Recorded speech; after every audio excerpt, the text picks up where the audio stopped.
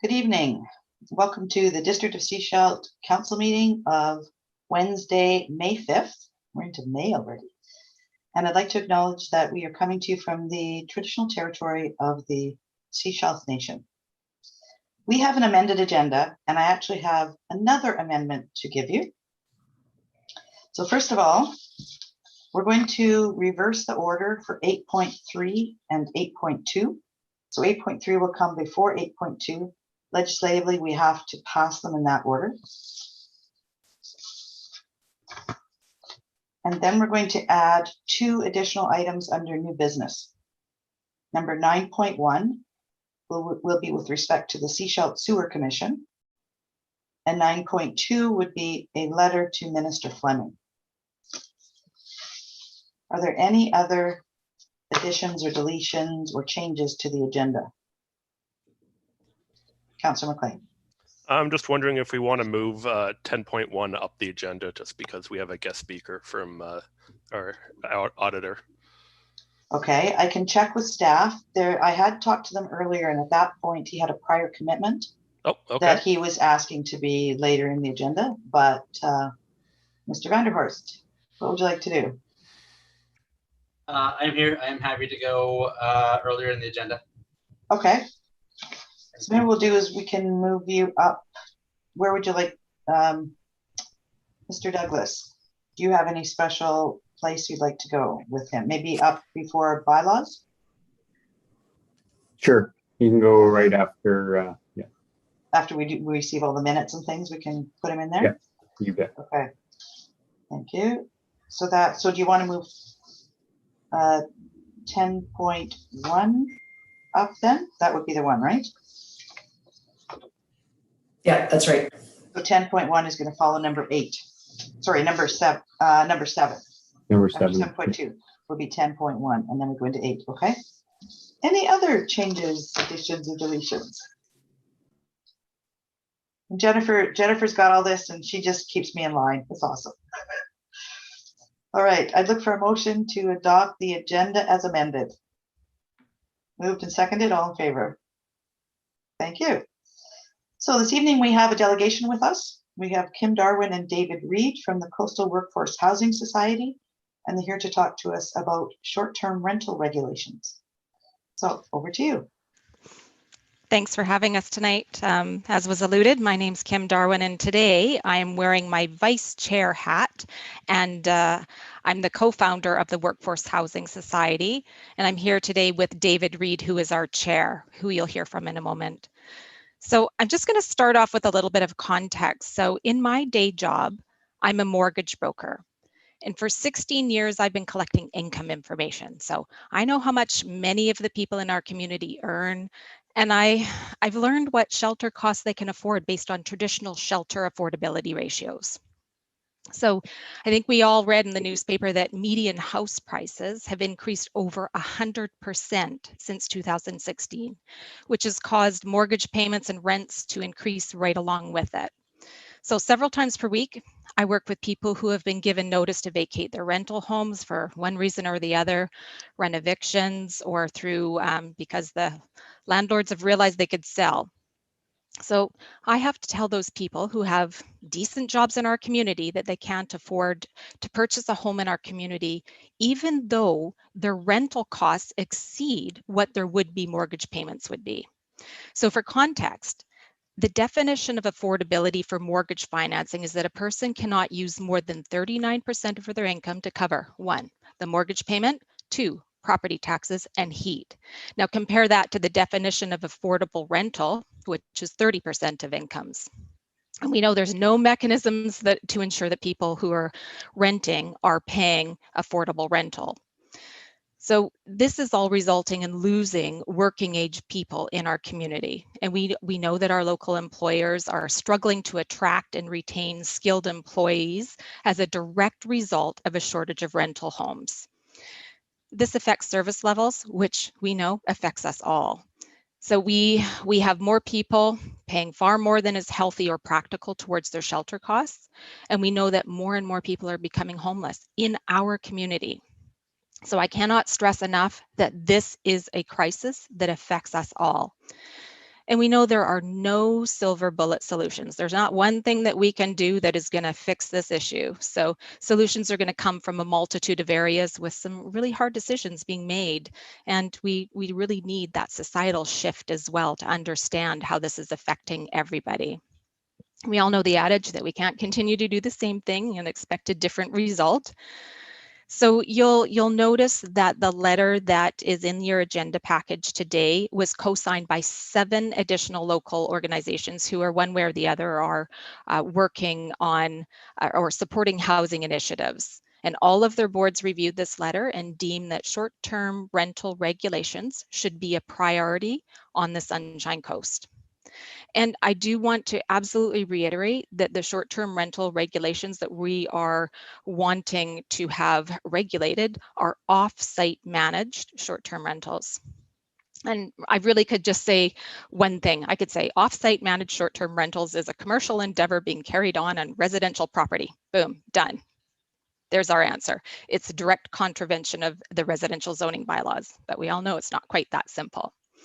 So although much of the information is anecdotal about the cause and effect results when regulations restricting short-term rentals are brought in, it's kind of obvious about a handful of things either can or will occur. 1, the short-term rental owners will list their properties for sale. Perhaps the new owners will add the homes to the long-term rental stock, and Lord knows we need more real estate inventory to bring home prices in line with our community incomes. 2, owners might convert their homes to long-term rentals, or they'll find a dishonest way around the occupancy rules, and I've heard a few people already planning to do that, or they'll leave their home vacant, and the vacancy tax is a conversation for another day. But I did also want to break one of the myths that I've heard that's being argued when it comes to short-term rental regulations. Some people say that people need to operate their short-term rentals to meet their mortgage payments. But I want to tell you that short-term rental income is not an acceptable source of income to qualify for residential mortgages. In fact, as soon as anybody says that they're purchasing something that is a short-term rental, I say it's a swear word for the lenders. We do not talk about short-term rentals. It's a commercial operation. So again, there are no silver bullets to this housing crisis. However, regulating short-term rentals will put us one step closer to preserving local long-term rental housing stock and preserving the quality of our residential neighborhoods. Thanks. Over to David. Thank you.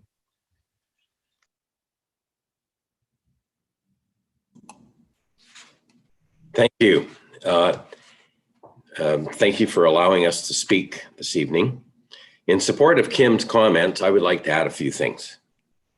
It's been over 3 years since we formed a group of dedicated professionals to become a nonprofit working to establish affordable housing for workforce on the coast. For one reason or another, the parcels of land, which are few, have not turned out to be available for our projects in mind. As of late, the cost of land and the cost of building have skyrocketed to the point that operating losses will have increased substantially, and so will our reliance on government to help offset them. We've all seen the surge in sales of residences on the coast over the last 2 years, especially recently. I dare say, from some informal research, that all of the buyers are over 30 years of age, if not over 40 or 50. In a few years, they will be needing medical and therapeutic services, which our communities will not be able to provide because of the lack of affordable housing for the service providers. In a recent discussion with the HR director at the Seashell Hospital, I asked her what depth of need did she have for housing. She replied, if you had 30 units, I would take them right now. That's the kind of crisis that we're in. We've come to the realization that short-term rentals have taken over most of the available rentals in this very fragile market. Our objective is to have affordable housing for workers, whether we build it or used what is presently built. In either case, mission accomplished. The time for studying STRs is over. It's now time to act. The SCRD has enacted policy for STRs, and now it's time for Sechelt and Gibson's to do the same. I don't know if you can copy their program or if you are mandated to have characteristics of difference. But the coast is one big community, and a consistent policy would eliminate confusion. You've all been elected to manage these communities in everyone's best interest. And I repeat, now is the time to act. Your biggest challenge is not the drafting of regulations, but the enforcement of them. How will you find out who the offenders are?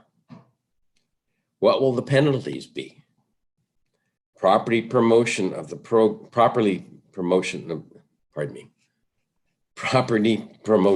program is necessary to educate the public and perhaps make some of the residents part of the program. We are not here to admonish, nor are we here to criticize. We are here to stress the importance of taking action now. We are also here to volunteer to assist in any way that we can for both policy, being the drafting, and procedure, being the enforcement methods. So call us soon. I am available starting 8:30 Monday morning. Thank you for listening. Thank you. Council, any questions or comments?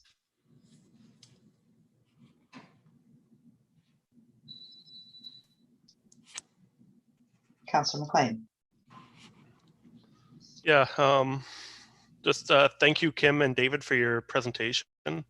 I think you bring a valuable voice to this, and the number of organizations that you brought together is quite impressive. I was a part of the conversation when the Affordable Housing Society considered endorsement, and they, I think the more we can work together, the better outcomes we can have. So I appreciate that support. I just want to kind of throw a question towards our staff and our director of planning, likely.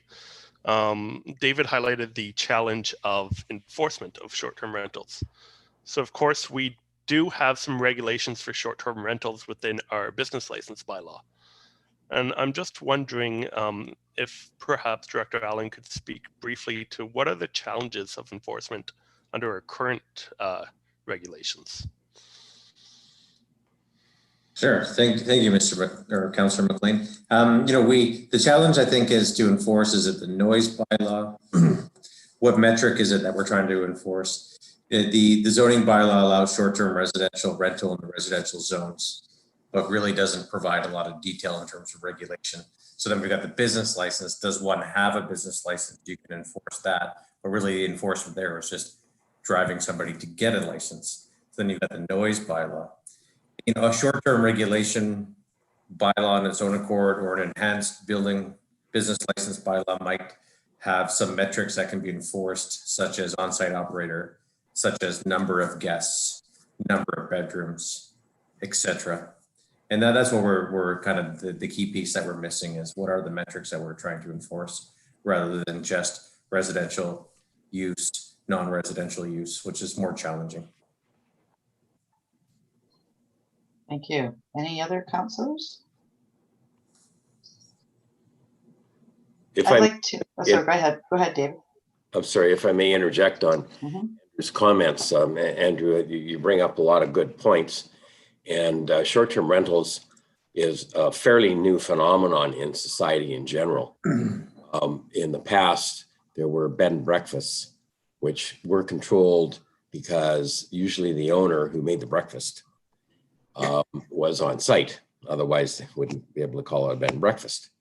So now with a short-term rental, the owner doesn't have to be on site. So a lot of municipalities or cities are trying to administer a policy that says the owner should be on site. Otherwise, you're operating a hotel, basically in a residential community. There is no right to be a short-term rental. It's a social phenomenon. It's a social phenomenon that's developing, and it's a social phenomenon that has to be controlled by government or city council. And it has to be controlled in the best interests of the people that live in the community. And every community can have different rules and different regulations. So how you choose to regulate them is in the best interest of your community. There is no prescription.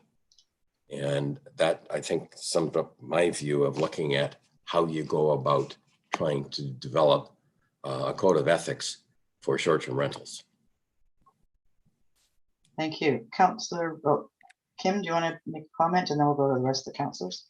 Yeah, just with regard to the enforcement, I mean, there's always the carrot and the stick model. I prefer the carrot model, but in some regards, like I said, there are some people that are already talking about circumventing the rules if they do come in. So there has to be something that is going to deter people from, wanting to do that. Whatever that looks like, I don't exactly know, but the crime should, the punishment should fit the crime. Thank you. Councillor Rowe? Yes, thanks you two for the presentation. I'm just wondering, is there any sort of research or data that you can point to with regards to the relationship between short-term rentals and long-term rentals? In that, I think one of the biggest conversations is that a lot of people are not convinced that if the short-term rental isn't running, that person will become a long-term rental landlord. So is there any way to make that connection? Or are we just guessing that a certain percentage likely would become long-term rentals? Where does the basis from that supposition come from? I'm not aware. I'm sorry. That's a really good question. And admittedly, I did some research very quickly yesterday on communities that actually have implemented short-term rental regulations. And I don't think anybody actually did any counting after the fact. So I was unable to find anything. But I am also curious about that. That's why I mentioned that, those 4 things that could occur are really, they're anecdotal, because there isn't any hard, fast evidence, at least not that I could find in North America. David? I don't know that there's any empirical studies that has been done on this, but if a person has a short-term rental, they're obviously doing it for income. If they lose the short-term rental income, then they would want long-term rental income because they're doing it for income. So one would displace the other. I can't see someone taking their unit off the market because they can't do short-term rental. That's logical. Councillor Kuster? Just to quickly mention or talk about Councillor Rowe's point, I think, that would depend on what experience a landlord has had with long-term tenants. If a landlord's had some bad experience, they're not gonna rent it long-term. Speaking from being a landlord and other people I've talked to, if they've had bad experiences and just with the RTO, how things go, if they've had bad experiences with tenants, they're less likely to want to rent it long-term. And I think that has driven a lot of people to look at short-term rentals as an option. But I also wanted to thank Kim and David for bringing this forward. It is a huge problem in our community, and I'm not sure what the answer is. Right now, I have 5 employees who don't have housing right now. They've been evicted. So I know it's a huge problem. We risk losing, skilled tradesmen on our coast. We're already really, the coast is very busy right now. So it's a huge problem. But I think we don't know what the answer is, but we need to start somewhere. And I think that's really important. So thank you again. Kim? This doesn't have to be forever either. If we implement some, fairly heavy rules, regulations now until, hopefully we get a handle on this housing affordability crisis at some point in time, but it really doesn't have to be something that is a forever plan. Thank you, Councillor Mclean. Yeah, I just want to respond quickly to Councillor Kuster's point around the challenges, potential challenges of having a long-term renter. One way to look at this is that short-term rentals take the pressure off the property owner and put it on the rest of the community. So we hear all the time about the noise complaints, about the insecurity of having strangers entering your neighborhood every day, and having no idea who's next door. So I think it just kind of defers that risk from the property owner to the community. So there is always challenges with people using your home, and I think we need to figure out the ways that can be beneficial for all. I did want to circle back to what Janice was saying about the residential tenancy office. There are some real challenges. We do know that long-term tenants have more rights than the owner of the property, the landlords. That is a really, really big conversation and comes with a lot of complications, and we acknowledge that. And I am really pleased. I just want to give a shout out to Matt also for your work with the emergency housing organizing that you've been doing, and the fact that there is a working group who is working on helping people navigate the residential tenancy office so that they can feel more comfortable putting, their basement suites out for rent, or perhaps converting their short-term rentals into long-term rentals. That's a larger conversation that as elected officials, when you're talking to our federal and provincial elected counterparts, that that's something that we have to continuously ask for improvements on. Thank you, Councillor Kuster. Thank you. I totally agree with Councillor Mclean. Like, I totally agree with your point, but just coming from a different perspective, that's what people are thinking. I agree. It's a hardship on our community to have short-term rentals, like commercial short-term rentals, especially, as Kim had mentioned. But just playing the other part of why maybe a landlord may not choose to rent out long-term. Mm-hmm. I think you're speaking to the believers, Kim and David. I mean, we recognize that we need to have a short-term rental bylaw that is something the community wants and that we can actually enforce. What we have seen in other communities, other jurisdictions, Tofino comes to mind, for example. They put in a short-term rental bylaw and then hired 5 bylaw officers. So there is a cost to it. So part of what we need to do is make sure that we put in something that we can enforce and that the community can live with. And not everybody's going to be happy. We know that. We do have in our budget that is coming before us today, money set aside and specifically targeted to put together a short-term rental bylaw for our community. And staff know that that is something that we feel is a priority. We will probably end up hiring a consultant to do some of that work, partly to ensure that it gets done because of the workload that we have, we've got on the staff right now, but also that it's a little easier, I think, this is from my experience, a little easier for somebody from outside the community to come and ask some of those questions and challenge some of those statements that people will make to actually get to what will work for our community. Because it has to be something that works for Sechelt. It may not be exactly what the regional district has or what Gibson's is looking at putting in, but it's something that we need to have here, and we need to be able to enforce it. So I think we're all on the same page. I thank you for reaching out to other organizations in the community who have an interest in this as well. And I'm sure we will be calling on you when we do the work to put this forward. We appreciate you coming forward. Thank you. Thanks very much. Thank you. All right, we are moving on to item 5.1. This is the adoption of the minutes of the regular council meeting of Wednesday, April 21st. First, are there any errors or omissions in the minutes? Seeing none, I look for a motion to adopt as presented. Moved and seconded, all in favor? Thank you.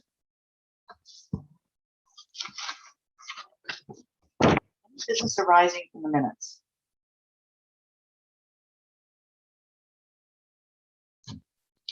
All right, let's move on to receipt of committee and commission minutes and reports. Item 7.1. This is the Advisory Planning Commission meeting minutes of April 6th, and this is for receipt. Moved. Is there a seconder? Seconded. All those in favor? Thank you. Item 7.2. Special Committee of the Whole meeting minutes of April 21st. Look for a motion to receive and adopt. Moved, seconded, all in favor? Thank you. So we're going to move on to item 10.1. This is, we're going to have, I don't know who's introducing this. Manager of Financial Services, Ms. Smith, over to you. Item 10.1. Thank you. So I'm just going to give a quick overview on my report first. So the purpose of this report is to receive MMP's audited findings report and accept the district's 2020 draft audited consolidated financial statements. In 2020, the district's financial position continued to strengthen. Shown in the operating surplus graph within this report, we can see that there is a continuing upward trend. At the end of 2020, the district had an operating surplus balance of just under $8 million. 2020 showed another strong year for revenue with an increase of 5.6 million over 2019. And total expenditures in 2020 were similar to 2019, but did come in below our 2020 budget by about 8%. Accumulated surplus continues to strengthen in 2020 with the same upward trend as operating surplus. These positive results from operations in 2020 indicate that the prudent approach to financial management that the district has taken will allow it to continue in its path of financial sustainability. Now I would like to turn it over to our auditor, Corey Vanderhorst from the firm MNP, who will present the mayor and council their audit findings. Corey, over to you. Thank you. Thank you, Beverly.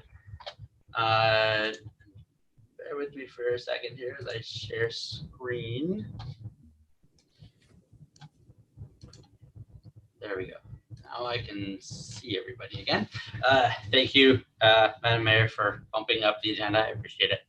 I'll take you through a quick highlights of the financial statements, a little bit of discussion around the audit, reinforcing some of the messages that Ms. Smith just went through, and then I'm happy to answer some questions towards the end of the presentation. So starting with the financial statements, and a reminder again that throughout the year you would get various reports from staff that might be broken up into operating funds or capital.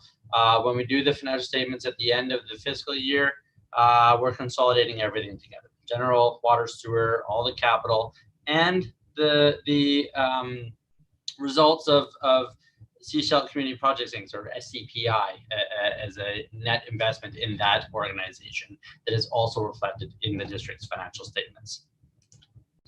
So when we look at the balance sheet at the end of 2020, this is actually, ignore this cash and investments, it's just the cash balance here of 22 million. There's about another $3 million in investments.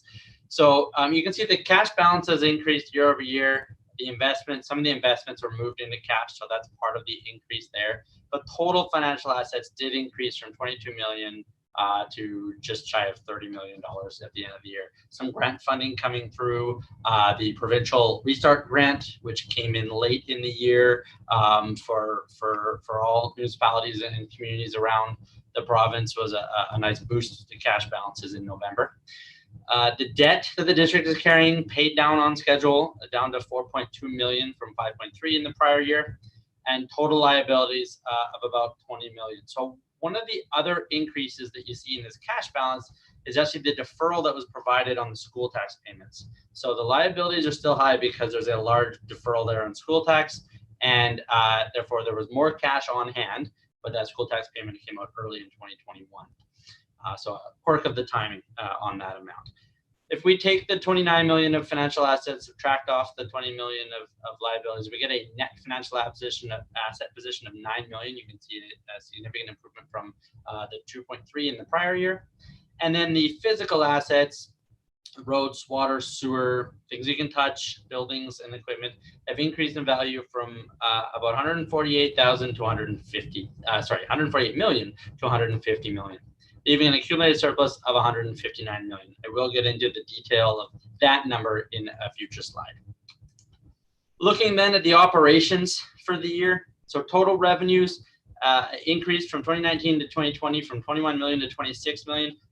A couple things going on there. There's almost $4 million of development cost charges used during 2020 for capital projects. In addition, the COVID restart grant that I mentioned earlier and some capital funding grants coming through to boost the revenues throughout the year. Total expenses, on the other hand, a small decrease here from 18.7 to 18.1 million. So on an accounting basis, annual surplus just shy of $8 million. We'll get into the cash. I'll show you the cash flows in a future slide because this has lots of accounting adjustments in it, changes with deferred revenue and things like that. So here on the cash flow basis, we see that operations of the district were a cash inflow of 13.4 million. There's almost $5.3 million spent in capital assets throughout the year. There's 5.2 million moved from the investment accounts into the main bank accounts, and then payment of debt of 921,000. So in that main cash account, you see a net cash inflow of 12.4. Almost half of it being the amounts brought out of investments and put in the cash accounts. I promise I'd show you what's in the 159 million. You can see most of that is tied up in physical assets, things you can touch, not things you can take to the bank. So almost $146 million of equity in the tangible capital assets. There are $4.4 million set aside in statutory reserves for future projects and another $9 million in the non-statutory reserves. Shifting gears then away from the financial statements into our audit and our audit results. Happy again to be able to provide an unqualified audit opinion. That is auditor speak for a clean audit opinion. We are satisfied that your financial statements are presented fairly in all material respects in accordance with the proper accounting standards for local governments. We're ready to sign our audit report after council approval of the financial statements here tonight. And the one minor outstanding matter is I'm waiting for the auditor of SCPI to send me a letter back, and then I can put that issue to bed and issue the audit report. Again, a reminder that the financial statements are your financial statements. Staff puts them together. They are the district. Our audit responsibilities is to look at the controls in place at the district to make sure that we're comfortable that you're getting accurate financial reporting. We sample transactions throughout the year. We don't look at everything. And to do that sampling, we set a materiality number. And for 2020 at the district, it was $850,000. So that is roughly about 4% of your revenue. That's a common industry standard. What that means then is we're looking at every transaction over that amount, and underneath that amount, we are sampling transactions. On the engagement status there, we didn't find any unusual transactions, any irregularities that would impact the financial statements. We aren't specifically fraud investigators when we're doing a financial statement audit, but if something came to our attention, that would be required to report it to council. So there's no issues for me to report to council resulting from our audit this year. Again, thank you to Beverly and David and all the staff at the district. We don't talk to just finance. We do talk to some of the other departments. Thank you for helping us with the audit. Another year where we're doing things remotely and sharing information. It really did go very well. So kudos to your team for all their help with the audit this year.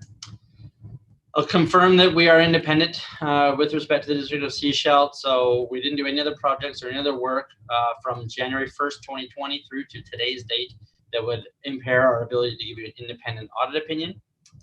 And then I'll wrap up with a little bit of ratio analysis and financial analysis. So moving from a snapshot of looking just at 2020, because we know 2020 was a little unusual with the pandemic and different things going on. So we like to look in these ratios at a longer time frame. Look at a 5-year time frame and look at trends. Where are things moving at the district? You know, to give you an idea of, are there risks coming? Are there things that council should be thinking of? So we start with this financial assets to liabilities ratio, which is sort of a liquidity ratio. If this ratio is over 1, it means you have deferred revenues, reserves, money put aside to pay for future projects. If it dips below 1, you are taxing or generating user fees to pay for past transactions. So this ratio has been trending in a positive direction for the district for the last 5 years. You can see in 2016, it was 0.83, which means it was below 1. It was a net debt position. It's now climbed to 1.43. It shouldn't say percentage, it should say 1.43 times there. So that is a healthy indicator, again, over that magic number of 1 and assets available for future projects, and that balance of how you're going to finance those projects.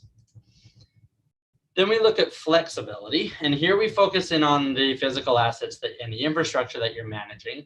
And this is a very rough estimate of aging. So we take the value on the books, which is a depreciated value. You purchase assets or build them over time. They get depreciated to estimate the useful life and the usage of those assets. We take that depreciated value and compare it to their original cost. And if this number is low, that means a lot of old assets and potentially big capital projects coming down the line. So for the district, this is sitting at 68.6%, consistent with the prior year's 69.6%. This ratio has been trending downwards from 73.4%. So as you see it start to dip down, what that tells us is in conjunction with an asset management plan, there's some assets that are aging, and there's some things you're going to be looking at in your financial plans for the next few years. So thank you for taking the time to listen to me tonight. I will turn off the sharing, and I'm happy to answer any questions about the audit or the audit process. Thank you. Council, any questions? While you're coming up with some, I'll ask a question. You said that, at least I think this is what I heard, that at the end of 2020, we still had school taxes that we had to pay out in 2021. And I'm wondering how that impacted all of those numbers that you're talking about, because our cash balance was actually higher. So our asset balance was higher. You know, and then you're talking 1.43, you're talking about, you know, how much we have in reserves, and, you know, like, it just made it look better. I don't know what that dollar value was that we carried over, and how material is that in the numbers that you presented? Thank you. Yes, you're absolutely right. The one of the methods that the province allowed to help communities with cash flow was to defer that payment and to not need it. Usually it's coming in the middle of the year.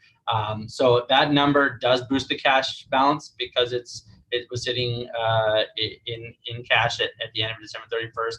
It also increases the accounts payable balance. So it wouldn't have any impact on that liquidity ratio because it would balance off against each other. Okay. But definitely it's one of the things that's in there in that big $22 million cash balance is the fact that there's a significant school tax payable that was sitting in there. I don't have the number in front of me. I apologize. About $2 million. There you go. Thank you. Okay. Okay. Thank you. Councillor Mclean. Yeah, this one's to our Director of Finance.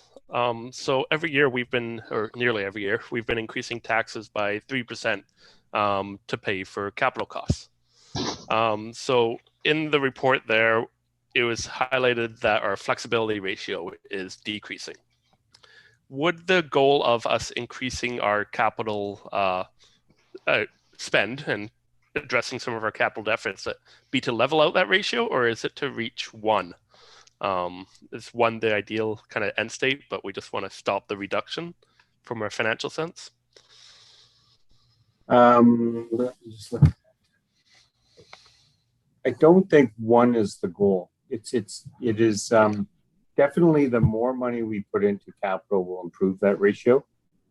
And so what's been happening over the last number of years is the depreciation amounts have been greater than the amounts we've been putting towards capital to refresh or to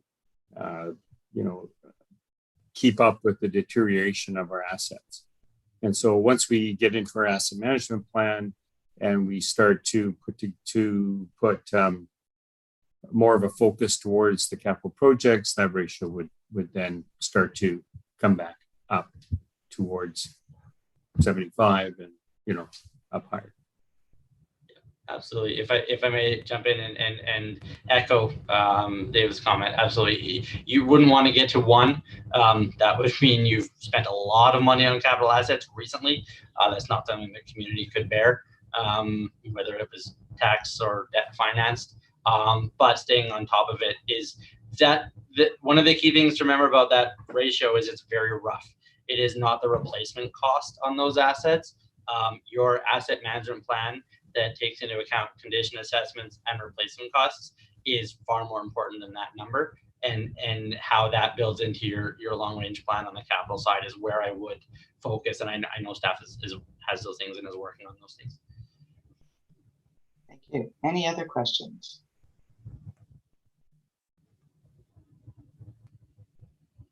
All right, so we have some recommendations on page 107 in our package.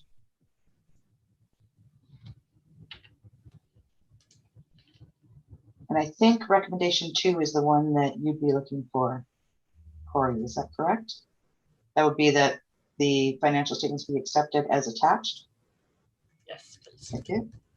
So moved. So moved. Okay, so moved that the report from the Manager of Financial Services regarding the 2020 draft audited consolidated financial statements and MNP audit findings report be received, and that the district's 2020 consolidated financial statements be accepted as attached in Appendix 1. That's been moved, seconded. All those in favor? Thank you. Thank you to you. Thank you. Thank you to our staff. I think this is a good news story, and we have a ways to go. So hang around. Thank you very much. Thank you, Corey. Thank you. All right, we're going to move back to item 5.1. Sorry. 8.1, sorry. 8.1A. I look for a motion to receive the report. Moved and seconded, all in favor? Thank you. This is Sewer User Fees Amendment Bylaw number 426-16, 2021. Mr. Douglas. Thank you, Your Worship. The purpose of this report and the introduction of the bylaw is to receive 3 readings for the District of Sechelt Sewer Fees Amendment Bylaw 242616, 2021. And the increases that have been presented on the bylaw are, as we've discussed through the budget process and through our engagement with the community on March 31st, 2021, at a special committee of the whole meeting, staff presented a proposed sewer operating capital budget, included a view of 5-year capital planning. The presentation highlighted several operational increases in capital projects that need to be completed in 2021. And the committee of the whole provided direction to staff on which operational items to include. And from there, we constructed the 2021 budget, which includes the sewer and septic projects, and with an overall increase of 17% to the sewer user fees. The parcel taxes will remain the same as in the previous year at $274. And we worked down the report under financial implications. As reported previously, it's for residences, this would be an $84 increase. And for commercial properties under 10 employees, $176. This report I had amended slightly just to take into account some of the rounding differences from this report to the new bylaw. Thank you. Thank you. Council, any questions? Councillor Mclean? Yeah, I think there's just one outstanding piece from our committee of the whole meeting, and that was the part-time operator at Dusty Road. Did we receive any direction on that, and do we know where we're heading? We have not received conversation with all of the haulers at this point. If we do, when we do finish that, we can bring that through to council as a separate item down the road. And if we need to, we can do an amended financial plan at that point. Okay, so just for clarity, that has not been included in the budget. And for those watching at home, we're down to 9 new staff members. Correct. Thank you. Councillor Toth? Thank you. Looking at page 31, which is the actual user fee table, I was just wondering why the Legion was on there as its own entity. I would have expected it to be lumped in with restaurant, lounge, beer parlor, pub, or, well, I mean, there's certainly not a beauty parlor, but yeah, how come they're their own thing? I haven't noticed it in previous years. So. Yep, this is, they were on previous years. We didn't highlight them out this year. Good question. At this point, I don't know the history of bringing them on as a one of by themselves. Thank you. Council, any other questions? Councillor Mclean? Yeah, I suspect that was a political decision at some point in the process, and we've kind of just carried it on. But of course, I don't have that information. I have a similar comment around how the multiplex residential or apartment unit is the same as a single detached. I don't think those should be considered on the same level, but I'm not willing to have that conversation for this year. So maybe it's something to just keep in mind for next year, because the amount of water that those 2 units types of housing uses are very different. So of course, the sewer usage would be very different. Thank you. Any other questions or comments? All right, so there's a recommendation on page 27. What is council's wish? Councillor Toth? Thank you. I'm, in between myself and Councillor Mclean, I'd like us to take a deeper dive at the Appendix A table before we're looking to adopt it in 2022. I don't know if staff would like us to pass a separate motion for that, or if they will just internally flag it for us to have a deeper dive on. But I'm happy to move the recommendations as presented. Thank you. Is there a seconder for the recommendation? Seconded. All those in favor? Thank you. So then before we move on to the bylaw itself, Mr. Douglas, would you like us to make a recommendation, or do you Is just want the to take deep that down? dive on just the 2 items that you've discussed, or a further deep dive?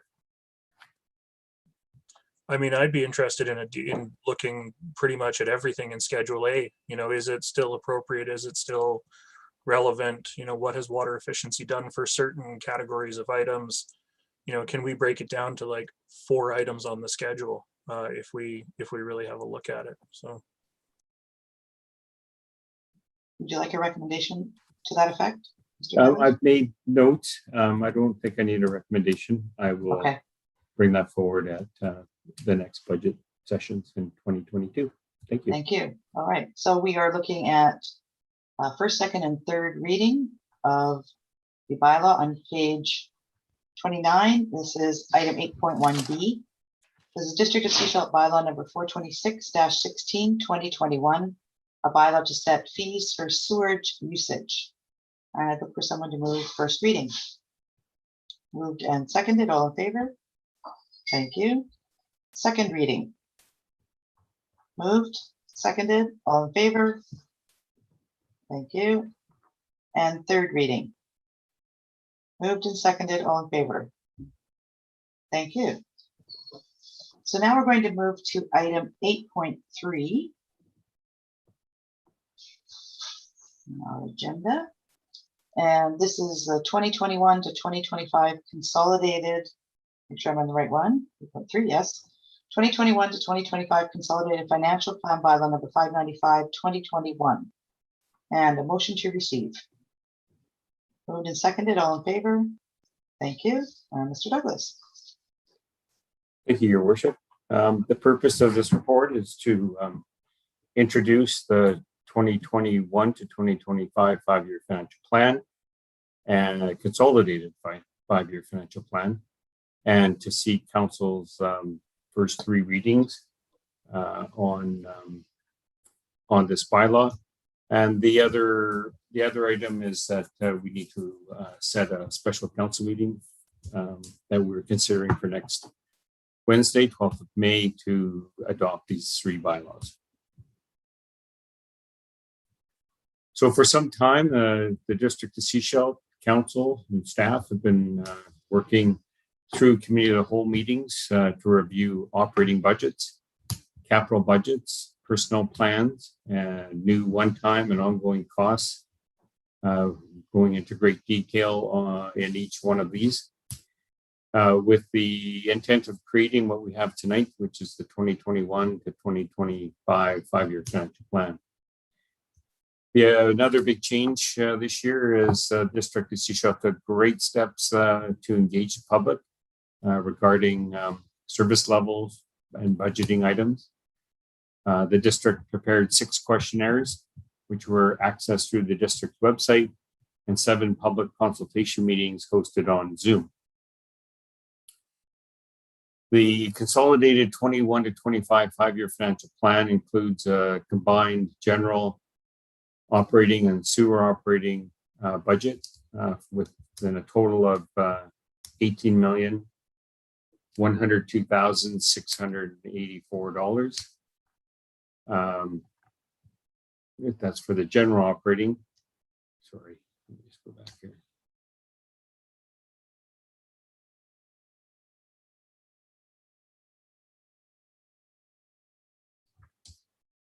With a combined total capital of $21,924,775.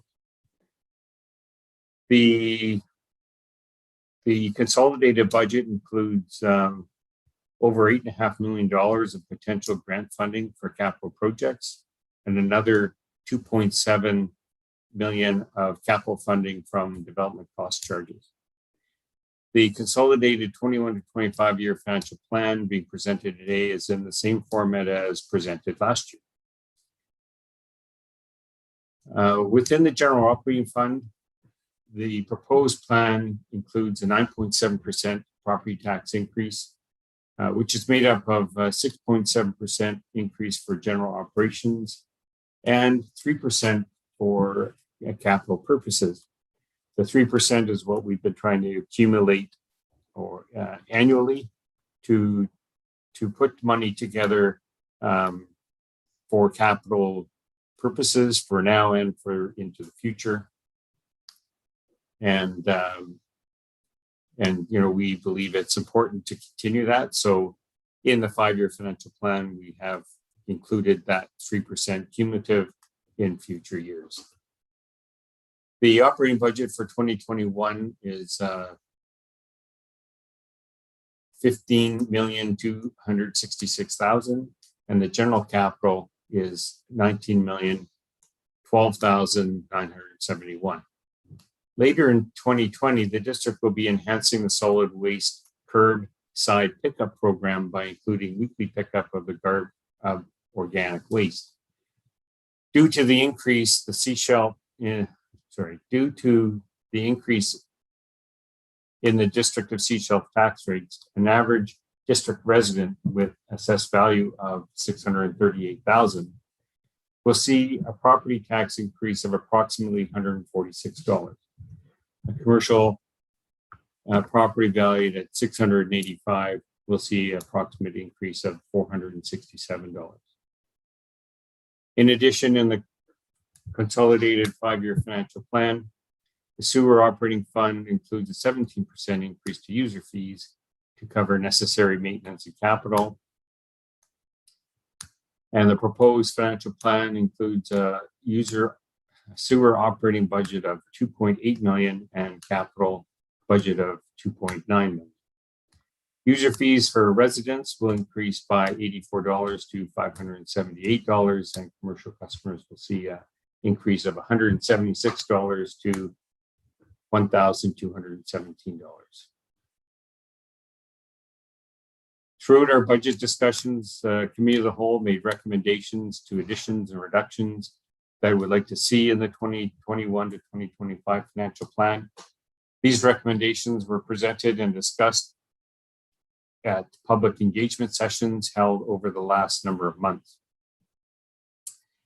The community charter states the following: municipality must have a financial plan that is adopted annually by bylaw before the annual property tax bylaw. For certainty, the financial plan may be amended by bylaw at any time, and the planning period for the financial plan is 5 years, in which the plan is specified to come into force and the following 4 years.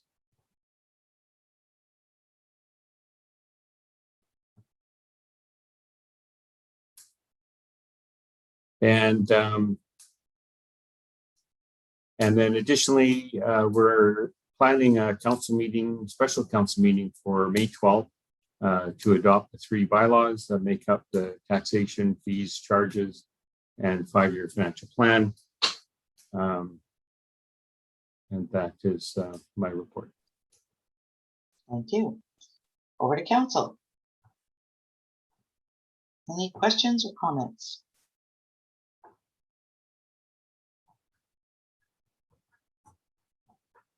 All right, we have some recommendations on page 37.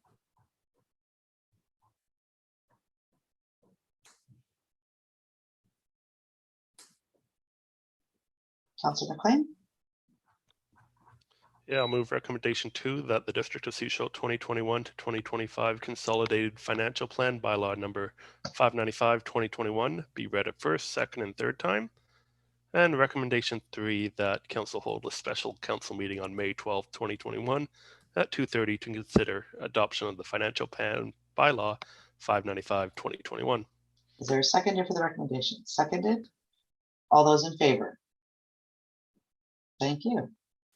So let's move on to the actual bylaw. This is on page 40, 8.3b. This is District of Sechelt 2021 to 2025 Consolidated Financial Plan bylaw number 595/2021, a bylaw to adopt the financial plan for the years 2021 to 2025. And I look for someone to move first reading. Moved, seconded, all in favor? Thank you. And second reading? Moved and seconded, all in favor? Thank you. And third reading? Moved, seconded, all in favor? Thank you. All right, let us move to item 8.2.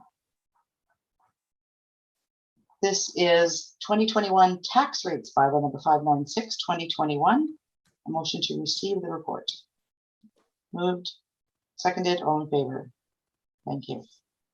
Mr. Douglas. Thank you, Your Worship. The purpose of this report is to introduce the tax rate bylaw for 2021 and obtain first, second, and third reading to this bylaw.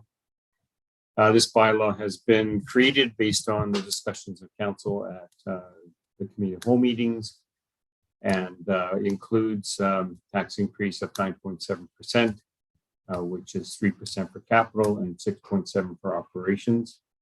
Included in the report is a small table that just shows the property class, the net taxable values, the tax rates that would apply, total tax levies, and what multiple tax rate multiple is the outcome from the changes in the tax rates for 2021. Thank you. Thank you. Council, any questions or comments? Seeing none, I'd look for someone to move recommendation 2 on page 32. Councillor Rowe. I will make a motion to move recommendation number 2 that the District of Sechelt 2021 tax rates bylaw number 596, 2021 be read a first, second, and third time. Is there a seconder for the recommendation? Seconded. All those in favor? Thank you. Moving on to item 8.2B. So on page 34. This is District of Sechelt 2021 tax rates bylaw number 596, 2021. A bylaw for establishing tax rates for municipal, hospital, Sunshine Coast Regional District, and Sunshine Coast Regional Recreation purposes for the year 2021. I'd look for someone to move first reading. Moved and seconded, all in favor? Thank you. And this is, I'll read this once more.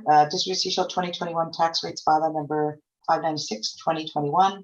A bylaw for establishing tax rates for municipal, hospital, Sunshine Coast Regional District, and Sunshine Coast Regional Recreation purposes for the year 2021.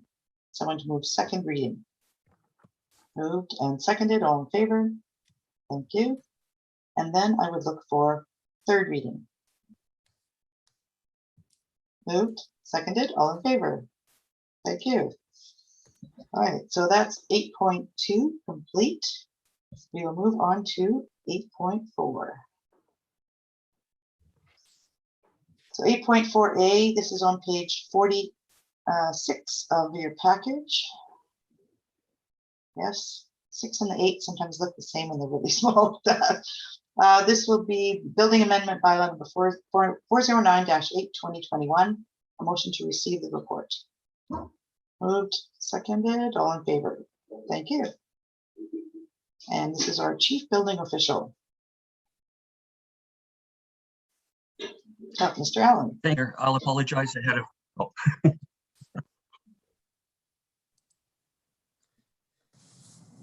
It would appear Mr. Nias's camera is not working tonight, so okay, it's suitable he'll speak without camera.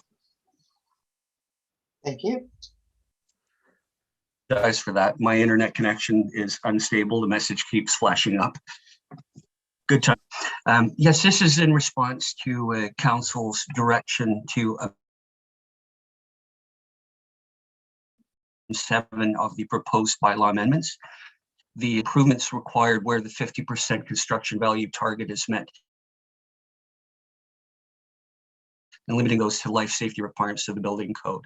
And so we would ask council to rescind reading and redo third reading with the amendment in place from 7.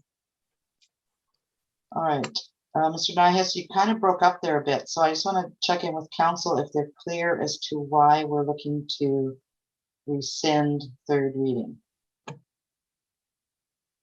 I'm seeing a bunch of nods. Okay, good. Okay. So we're looking to rescind third reading and then give third reading to the bylaw as amended.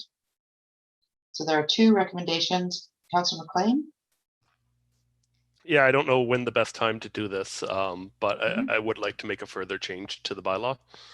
I've been doing a bit of thinking over the last 2 weeks since this was last presented, and I'm not fully comfortable with the idea of a foundation permit. So if we go to our agenda page, top of page 53, it's a new section in the bylaw 5.3, which would essentially create a foundation permit. I understand the intent of this is to make the properties more saleable, because I understand you can sell a property once a foundation is put in, or you can list it on the market. But this has 2 effects. One, it increases the risk of a foundation being left. So yes, there's provisions to fill it back in, but these foundations, it means that the next person who wants to develop the property is essentially stuck with that foundation, or a cost to remove that foundation and create their own plan. So I would much rather, if a developer does not have the financial stability to carry through a project, I would much rather them leave the land empty rather than leaving it with a foundation. So I think what this is just doing is enabling developers who don't have that financing in place to carry a project to the end and giving them a crutch. I don't think we should be doing that. I think if a developer is willing to commit to our community and build in our community, they should be able to fund their project without the crutch of this foundation permit. So I would like to make a motion to that extent. Just pulling up my notes. I'm make a motion that section 5.3, 5.31, 5.32, and 5.33 be removed from the proposed bylaw. All right, to get that on the floor, is there a seconder for discussion? Okay, it's been seconded. All right, Councillor Toth. Thank you. I'm not supportive of removing those items. It sounds like a reasonable idea to me. Our chief building official has much broader experience when it comes to building regulations than I do. This is something that he's proposing putting in. You know, I can certainly see the benefit of it. I'm not interested in removing it at this time. Thank you. Anybody else speak to this? All right, I think the conversation is a little more nuanced than what you presented, Councillor Mclean. And I think it has to do with pre-sales. So I'd probably look to you know, our chief building official around that, but I think it allows somebody who is putting up a big building to actually go to pre-sales sooner than they don't have to be as far along in the program, which allows them to actually have more certainty to be able to take to a finance, you know, a bank or something to get financing to finish their project. I think when the capital outlay at the front is really high, yes, they have to have deep pockets, but it also will have a lot of people walking away because they can't do the financing piece that will actually get the building completed. But that's my understanding. So I'd look to either Director Allen or Mr. Nihas to speak to that. Mr. Allen. Sure, I'll jump in the event that Mr. Nihas is unable to get his internet to properly work. But basically, the proposal here is that this is for complex buildings, Part 3 buildings, not single-family dwellings and garages and sheds and so forth, the larger buildings. And we would still be seeking a security deposit of 125% of the value of the foundation. So it does allow for us to hold that and to resolve the issue should something be abandoned for reasons unexpected. But it is meant to be just for larger buildings and not across the board, and to be used in certain circumstances where appropriate. Recent example might be the addition of the West Sechelt Elementary School, where there was timing and there were services and there was things that needed to get resolved and servicing agreements and intersection design, yet the crew was ready to go. And so it's kind of like there's a case where there was a desire to build the foundation before the rest of the building permit was issued. Okay, Councillor Mclean. Yeah, I think Director Allen brought up a good example. I can bring up one on the other side. RTC Shorncliffe. They had an approved design and they went to pre-sale and they found that it wasn't selling. Under this bylaw, they may have started to do a foundation and they wouldn't have been able to bring back a second proposal because they already have a foundation in the ground. I don't see, there's no other result than increasing the number of unbuilt foundations. That there's no room for that right now. And this opens the door to that. And even if we fill them in, they are still there. And I don't want to see that in our community. All right, anybody else? All right, so we have a recommendation on the floor that sections, could you repeat the sections again? It's 5.1? 5.3, 5.31, 5.32, and 5.33. All right, so that's been moved and seconded. And this is to remove them from the building amendment bylaw number 409-8. All those in favor of removing them? All those opposed? Thank you. So that's been defeated. So there are two recommendations on page 46.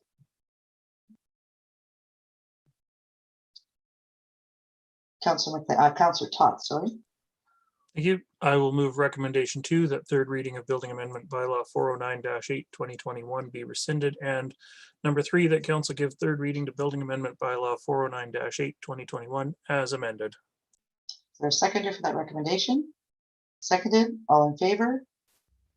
Thank you. Now, let's find the there it is. Okay. So this is the bylaw, and the page 65 is actually where we will be looking at rescinding, etc. All right, so we are looking at 8.4B.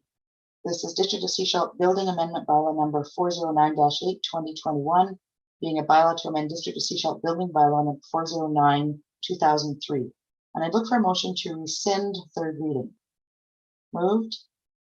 Seconded. All in favor? Thank you. And then item 8.4B, District of Sechelt Building Amendment Bylaw number 409-8, 2021, being a bylaw to amend District of Sechelt Building Bylaw number 409, 2003, and I'd look for third reading as amended. Moved, seconded, all in favor? Thank you. So moving on to item 8.5. 8.5A, this is a rezoning application for 5546 Inlet Avenue, Legion number 140, zoning amendment bylaw number 25-309, 2020. Motion to receive the report. Moved, seconded, all in favor? Thank you.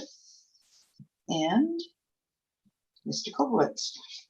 Thank you. I'll very briefly speak to this application since it's been presented to council several times. This is back now to council for third reading and adoption. Previously, staff were instructed to hold a public hearing for the application, which was done. Two members of the public attended the public meeting, with one representative from the Legion speaking in favor of the application. We also received about 17 letters of support for the application as well. The Ministry of Transportation has provided approval of the bylaw amendment, and the bylaw is now ready for adoption. Thank you. Thank you. Council, any questions or comments? All right, I look for a recommendation, somebody with recommendations on page 66.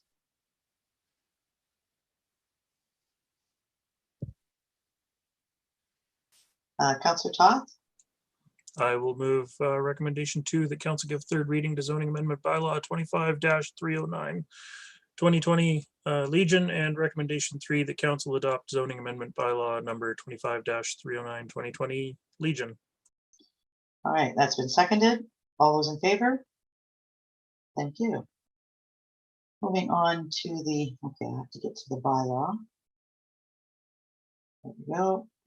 8.5B on page 88. So we're looking at third reading and adoption. This is District of Sechelt bylaw number 25-309, 2020 Legion number 140, being a bylaw to amend District of Sechelt zoning bylaw number 25, 1987. Would someone like to move third reading? Moved and seconded. All in favor? Thank you. And I'd look for someone to move adoption. Moved and seconded. All in favor? Thank you. Thank you, Mr. Kowitz. And we look forward to the Legion moving forward on their new building. So moving on, item 8.6A. This is a rezoning application for 4465 Sunshine Coast Highway Habitat for Humanity. Zoning amendment bylaw number 25-310, 2021. Motion to receive the report. Moved and seconded. All in favor? Thank you. And Mr. Kowitz. Thank you. This zoning bylaw likewise has been before council a number of times, and it's now ready for adoption. The only outstanding condition prior to adoption was approval by the Ministry of Transportation, which has been granted. And so this bylaw is presented for adoption as well. Thank you. Thank you. Council. Recommendation on page 90. Moved. The seconder, seconded for the recommendation. This is that council adopt zoning amendment bylaw number 25-310, 2020 Habitat for Humanity. All those in favor? Thank you. Moving on to the actual bylaw. This is item 8.6B on page 92. District of Sechelt bylaw number 25-310, 2021 Habitat for Humanity. being a bylaw to amend District of Sechelt zoning bylaw number 25, 1987. And look for someone to move adoption. Moved and seconded, all in favor? Thank you. Thank you, Mr. Kowitz, and thank you, Habitat for Humanity. You do good work, and we look forward to other families moving into the buildings that you construct. Moving on, item 8.7A. This is fees and charges amendment bylaw number 575-2 2021. A motion that this be received. Report be received. Moved and seconded, all in favor? Thank you. Mr. Allen, are you taking this one? Sure, thank you. So as part of our ongoing amendments to the building bylaw and centralizing our fees, we are looking at bringing our fees and our slight increases to building permits into fees bylaw 575, as opposed to dealing with them separately through building bylaw 409. So really it brings many district fees together in one location, including bylaw 176 as well. So it's a part of our housekeeping and upgrades to our building bylaw process. Thank you. Thank you. And it's before us tonight for adoption.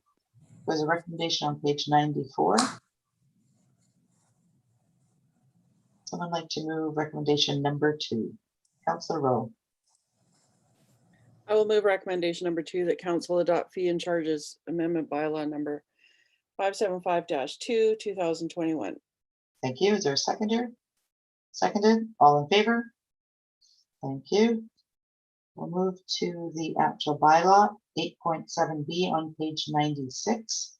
District of Sechelt bylaw number 575-2 2021, being a bylaw to amend fees and charges bylaw number 575 2019 to include building and plumbing permit fees. And look for someone to move adoption. Moved and seconded, all in favor? Thank you very much. Moving on to item 8.8. This is bylaw notice enforcement implementation amendment bylaw number 515-6 2021. Motion to receive the report. Moved and seconded, all in favor? Thank you. Mr. Allen. Yes, thank you. I'm on a roll here. So this one again was received at given through the previous council meeting and is now ready for adoption. Council like, and this one does, of course, give us a more teeth to use in our enforcement process, particularly for storage of automobiles and so forth, derelict vehicles. And so we do recommend adoption, and this will give our bylaw enforcement officers more tools in their job. Thank you. Thank you. So on page 103, there is a recommendation. Councillor Mclean. I'll move recommendation 2 that council adopt bylaw notice enforcement implementation amendment bylaw number 515-6 2021. Is there a seconder for the recommendation? Seconded. All those in favor? I think we need a longer bylaw name. All right, moving on to 8.8B on page 105. This is District of Sechelt bylaw number 515-6 2021, a bylaw to amend the bylaw notice enforcement implementation bylaw number 515 2012. And I'm looking for someone to move adoption. Moved and seconded, all in favor? Thank you. I think that's all the bylaws. Moving on to new business. So item 9.1 is the Sechelt Sewer Commission. We have heard from the Sechelt Indian Government District that they have appointed 2 members to the commission.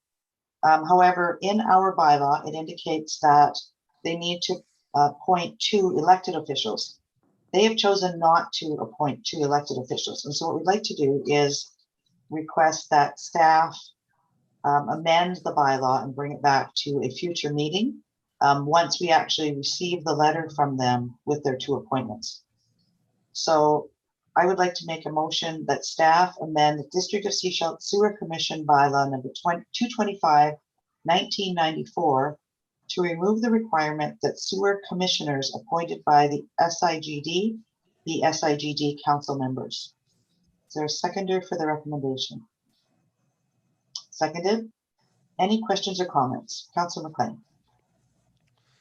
Yeah, so obviously I wasn't around when the original bylaw was written, but my understanding is that this is a political body. So in that it's where the political decisions are made. The technical decisions are made in support of that. So this kind of shifts the nature of the committee a little bit.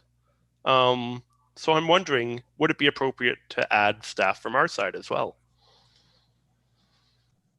Good question. Don't know. I think at this point, I think what we're doing is responding to what our SIGD counterparts have done in this. And then as the body is set up, as the commission was set up, that could be a further conversation that is had at that, because there most likely will be other items in there that you may want to address or may want to bring back and request that they be changed. So this is just to actually set up the commission at this point. Ms. Frank? Thank you, Your Worship. And just perhaps for some clarification, the appointments we're talking about are who will be able to vote at the commission table. This bylaw does not preclude either parties to have staff attend the commission bylaw as support staff. You know, the district will have support staff there, I'm sure. And the Shishal could have other support staff attend the meeting should they choose. So this is strictly to say who will be able to vote. And Shishal, from my understanding, has stated that who they would like to vote on their behalf. So subject to a Shishal council resolution confirming that, it's pretty much up to them who they would like to vote on their behalf. Thank you. Thank you. Councillor Toth. Thank you. And thank you, Ms. Frank, for that sort of clarification. As Councillor Mclean said, you know, it is sort of it's intended to be a political decision-making table.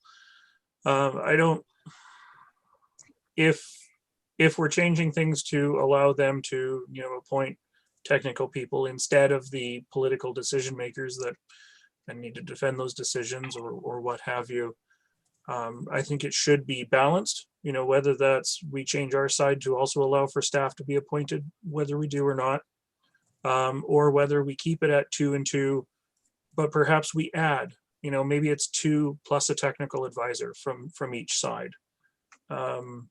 Yeah, I'm not sure I'm in favor of turning it into a technical forum so much.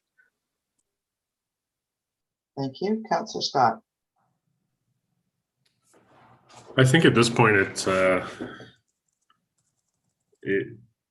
as far as what they want to do, it doesn't matter to us. We're going to have elected officials on the commission that will vote for the best interests of Seashell. We'll have the technical advisors also there as well to act on our behalf for all the technical side of it.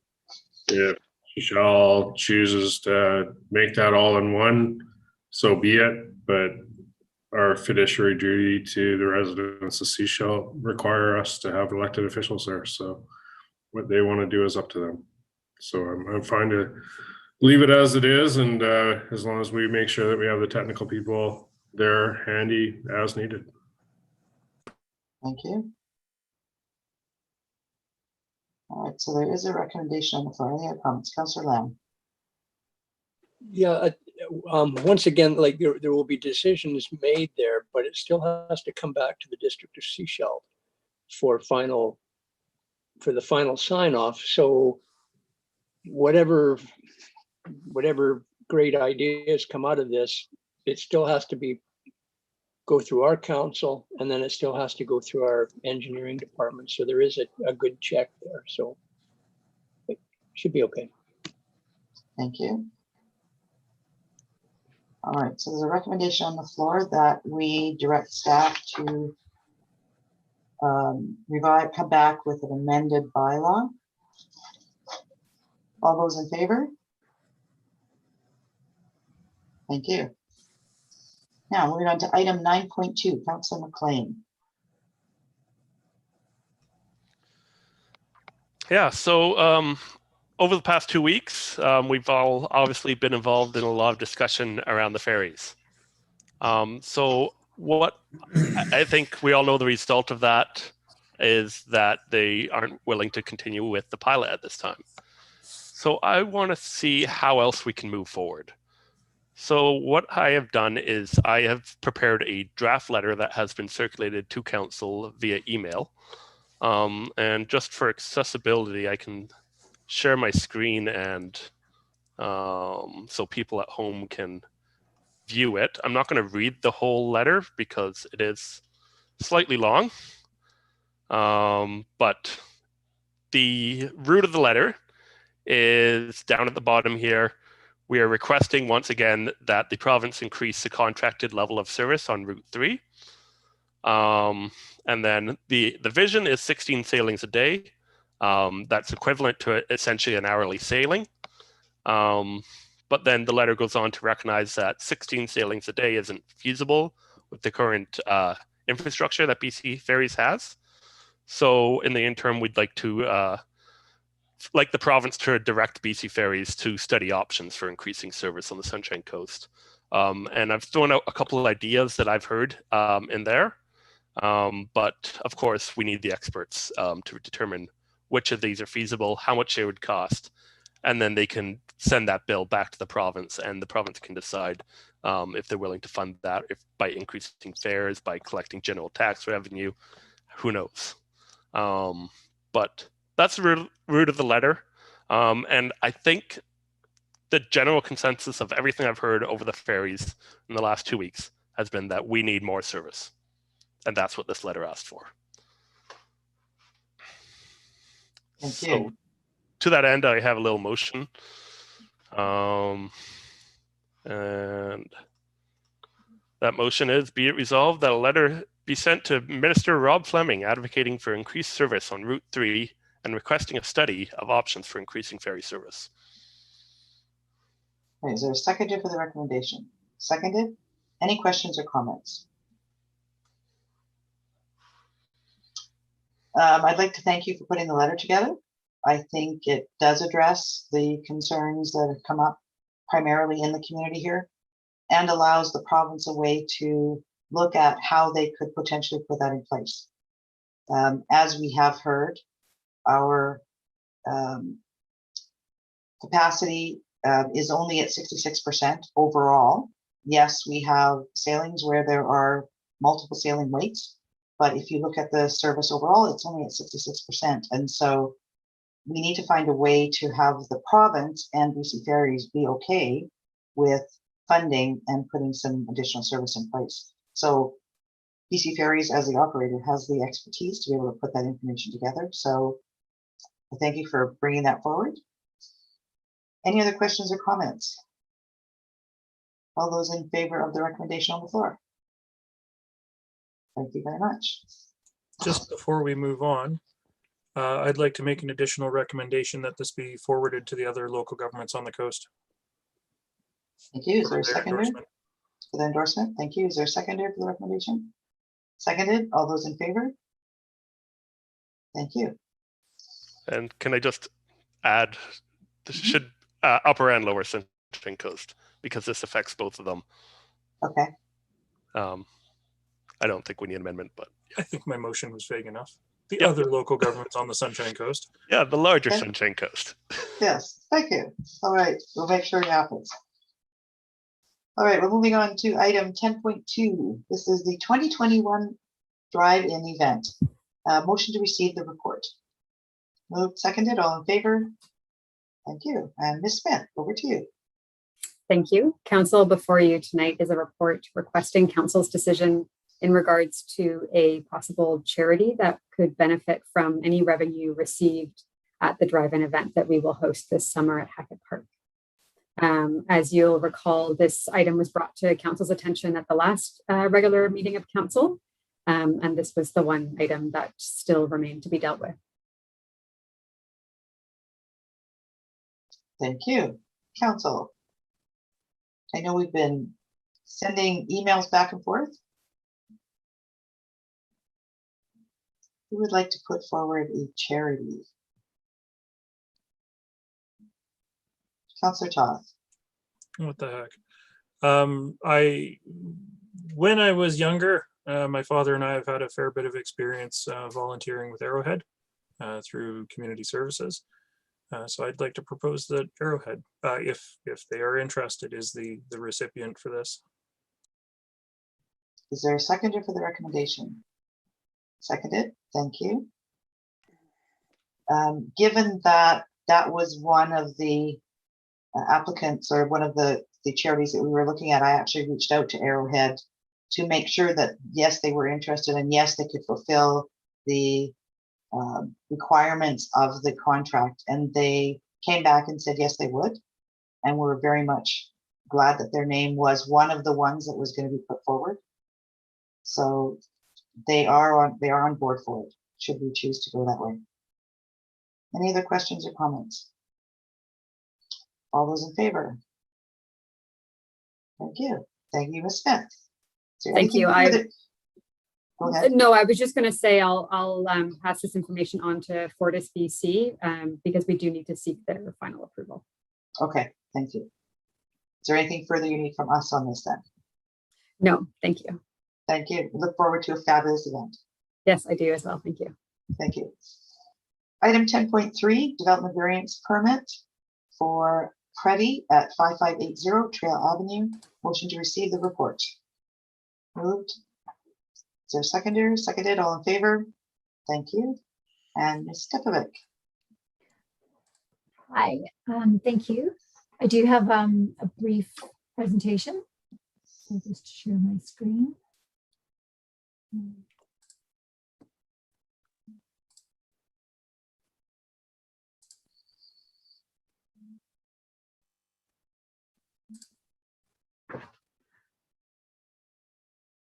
Okay, so this is an application for a development variance permit for Pretty at 5580 Trail Avenue. The location is in downtown Sechelt at the Medusa Street Trail Avenue intersection. It's the residential 1 zone, so single family homes mostly in the area. The proposal is to vary zoning bylaw 25 to reduce the front yard setback. You can see in the sketch here, it's just asking for a 4 centimeter reduction, and on the side yard setback adjacent to Trail Avenue, the applicant is requesting a small setback reduction from 3 meters to 2.91 and 2.83 to accommodate these 2 corners. And that's to legitimize the existing building location. So there's just a couple of pictures that show along Trail Avenue, the existing home. This is on Medusa Street, the front yard, another front yard, and the front yard as well. So the history here is basically that they had an original building permit in 1967 to move a home onto the site. There were no setback issues at the time. Then in 1999, they received a final building permit for converting a carport to garage, and there were no setback encroachments. However, in 1998, there was an incomplete building permit. No site survey was submitted before pouring the concrete forms and resulted in a bylaw contravention notice on title. So the file went out for our standard referrals and public notifications. We didn't receive any letters from neighbors. The referral comments to the agencies showed that there were no issues related to the development variance permit. The intent of the zoning bylaw for setbacks is just to establish, setbacks are to establish a separation between neighbors and uses. And in this case, there would be, the intent of that would be maintained. There are no foreseeable impacts on neighbors or adjacent lands. And staff therefore recommends that council authorize this development variance permit as presented. Are there any questions? Thank you. Council, any questions? I will stop slideshow. So I have one question for you. You indicated there's a notice on title. So if this variance permit is passed, does that mean the notice on title can be removed? Yes. Well, no. If there's a new redevelopment proposed, then I'm sorry. I'm just trying to figure out how to stop sharing. Is the screen still being shared? Screen is stop sharing is happening. Like, okay. You're not showing your screen anymore. Thank you. Okay. So no, it's only if the building is substantially reconstructed or a new building is built, then the building would have to adhere to the setbacks of the zoning bylaw at the time of the development. Okay, so this variance does not have anything to do with the notice on title. Notice on title is separate, and that will be dealt with separately. Sorry, it is a notice on title to do with the setbacks not conforming. So once, if they can legitimize the location through this development variance permit, they can release the notice on title and proceed with a building permit to also meet the BC building code and get their final building permit. Okay. So there's still a few steps, is what you're saying, in order to get the notice on title removed.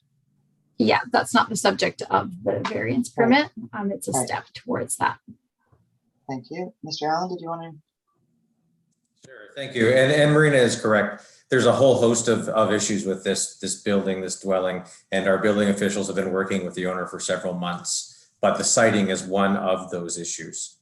Okay. And one of the final hurdles in order to achieve compliance.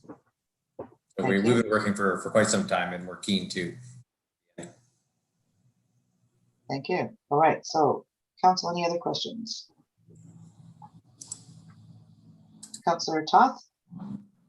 I will move recommendation 2 that council authorize the development variance permit for the subject property with the subject conditions as listed. No, I'm not reading it. And there's a seconder for the recommendation. Any other questions or comments? No, everybody's ready to vote. All those in favor? Thank you. All right, moving on. Item 10.4. This is license to occupy for PKLS, the Bull Street Patio. Motion to receive the report. Moved and seconded. All in favor? Thank you. Ms. Stepovic. Okay, again, I just have a brief slide presentation. So this is an application for a street patio license to occupy for Pickles Burgers at 5666 Cowrie Street. The street patio's pilot program was extended and runs until the end of October this year. It allows businesses to utilize public street space during the COVID-19 pandemic. It achieves some of the vision of the OCP and the strategic plan for street vitality and pedestrian experience. There are guidelines that need to be substantially met for street patios.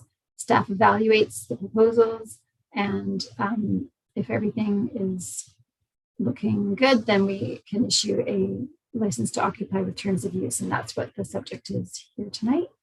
So the proposal is, this is just an area on this is for a parking stall patio in this parking stall fronting the Pickles Burger. And it's also for the sidewalk area right in front. It's kind of the best picture I had. The applicants submitted some proposals, and essentially the patio would look like generally like in this picture. It meets the goals and the guidelines of the street patio pilot program. There was a previous informal use of the sidewalk space by Pickles over the last 3 years or so. This would legitimize that use. Both areas or this license would expire in October at the same time the pilot program ends, and the terms of use are laid out in the license agreement, which is attached to the report. And that's all I have on that. Are there any questions? Councillor Mclean. Yeah, I just have one concern with this proposal. Within the report, middle of page 187, it mentions that the materials are going to be lent by the SDBA. And if we recall, we actually funded the purchase of those materials through the District of Sechelt. We gave them $1,500 last summer to build 2 patios. They built one of them by the Rainbow Crosswalk. And a couple weeks ago, we received an application for a second one by the Rainbow Crosswalk on the south side. But through conversation with the Sechelt Downtown Business Association, it sounds like they now want to put it in front of Pickles. So I have a concern about this funds coming from us going to benefit a single business. I'd much rather this patio be open to any business or any customers. Because the money did originally come from the District of Sechelt, just in the interest of fairness. Thank you. I'm going to turn to our corporate officer to look at the licensing piece, because the other one that we passed last council meeting was for the Downtown Business Association. This one is coming under another party. Can you kind of explain what's happened with the SDBA and this business? Thank you, Your Worship. I guess how staff's looking at it is, first of all, through you to Councillor Mclean's comment earlier, that is in fact correct. The District of Sechelt contributed $1,500 in matching funds to an ICT grant. And contributed that money. In discussions with the SDBA that our staff had, it became the SDBA, in discussing with their membership, came up with the plan to use their second patio and put it in front of Pickles. No actual money has changed hands between the District of Sechelt and Pickles. But this license of occupation needed to be put into place with Pickles because of some of the requirements. For example, one is that Pickles must carry required liability insurance. And they are the ones that will be responsible for making sure there are no hazards blocking the patio access or blocking our sidewalk, blocking the ability for the public to continue to pass safely on the sidewalk and that kind of thing. The patio is outside. It's not inside the restaurant. You don't have to walk into the restaurant to use the patio.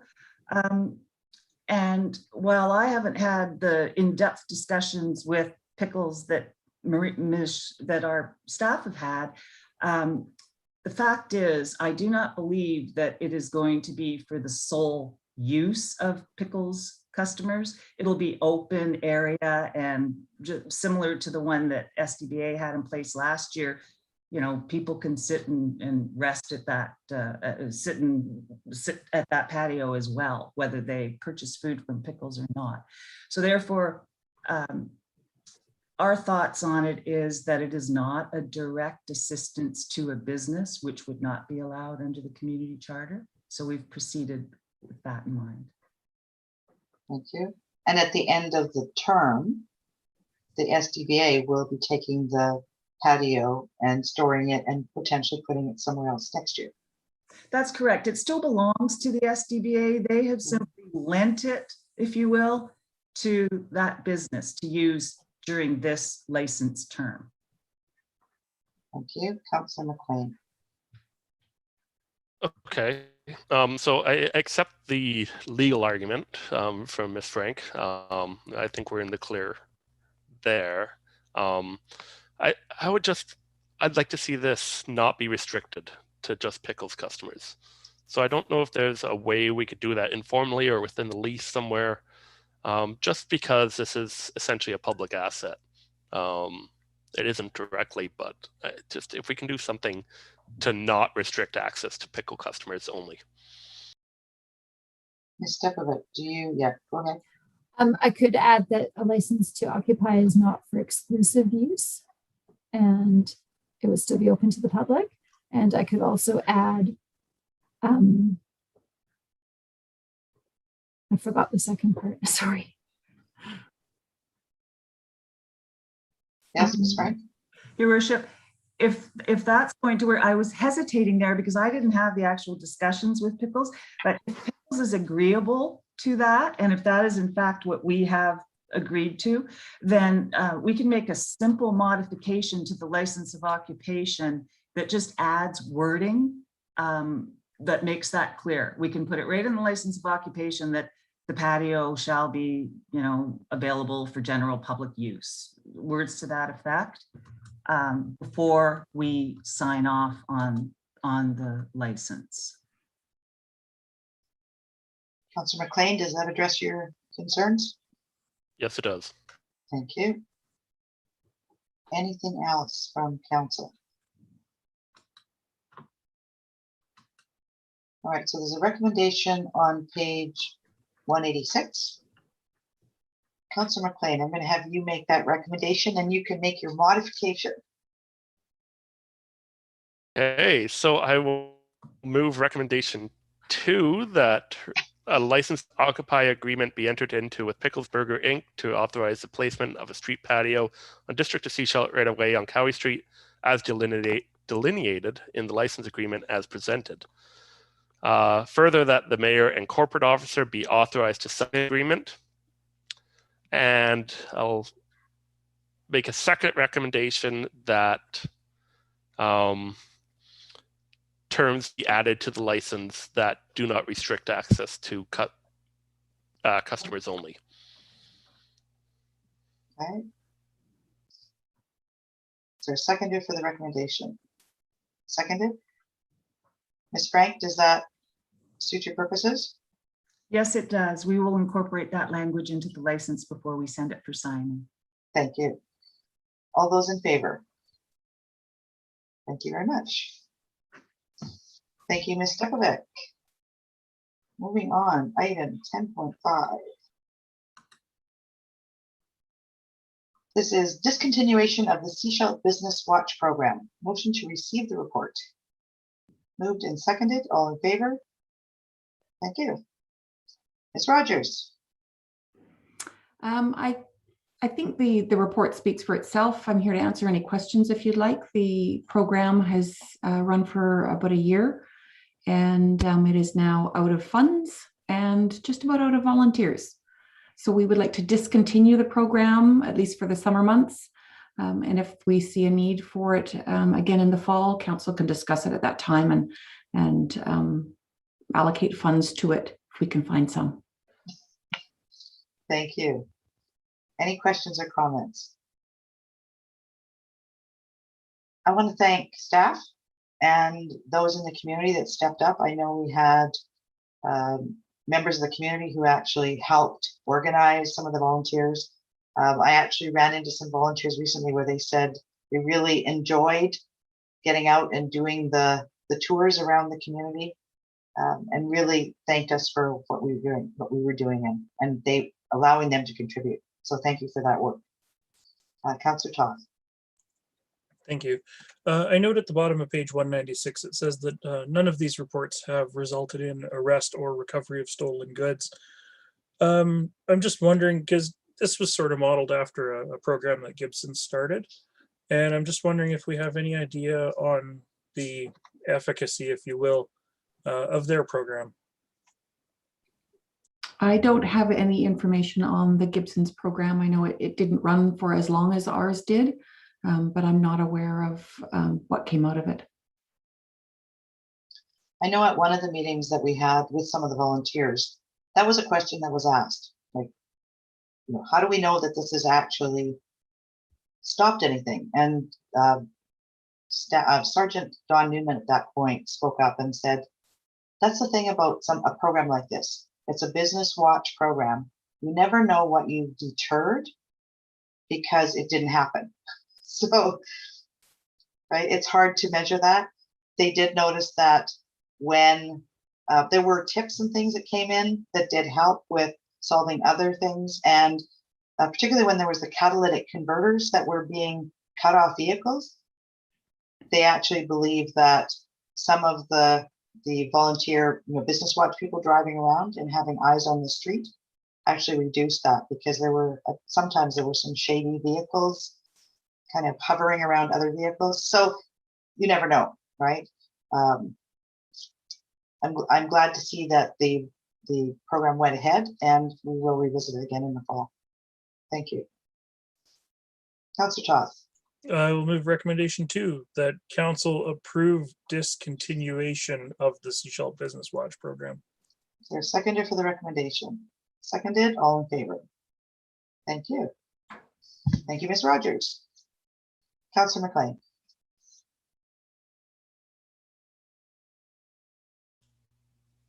I didn't have anything. Oh, sorry. You're okay. Your video was slowing down, so your hand was still up. So I thought you had a question. Moving on, reports from councillors. We're going to start with Councillor Toth, Councillor Rowe, Councillor Mclean, then we'll do Councillor Scott, Councillor Lamb, and Councillor Pfister. Councillor Toth, over to you. Thank you.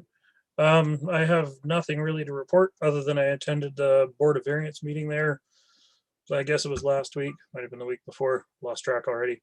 It was interesting to hear the discussion. They only had the one item. They were newly formed. This was their first meeting. Sounds like they're going to be a good asset to us. I find it really interesting the difference between whether you're going through the Board of Variance or whether you're going through development variance permits, that sort of thing. It's all a little more murky than it should be from the provincial legislation, but yeah, nothing otherwise to report. Thank you. Councillor Rowe. Nothing from me, thanks. Thank you. Councillor Mclean. Just a lot of talk about ferries. And of course, I've prepared a written report, and I'd welcome any questions on that. Thank you. Thank you for doing that. That puts the information for the meetings that you spearheaded out into the public realm, so everybody is aware of what we're doing and what's come out of those meetings. So thank you again for the work you've done on that, and I look forward to other things coming up down the road. Councillor Scott. Attended the Board of Variance meeting, attended the APC last night or the night before, I can't remember now. All great discussions, good to watch how others are running through the processes, and yeah, nothing else to report. Thank you. Councillor Lamb. I've really got nothing to report. I was supposed to attend the WASAC meeting last night or the day before, but my computer wasn't working. So what can you say? That's me. Thank you. Thank you. Councillor Kuster.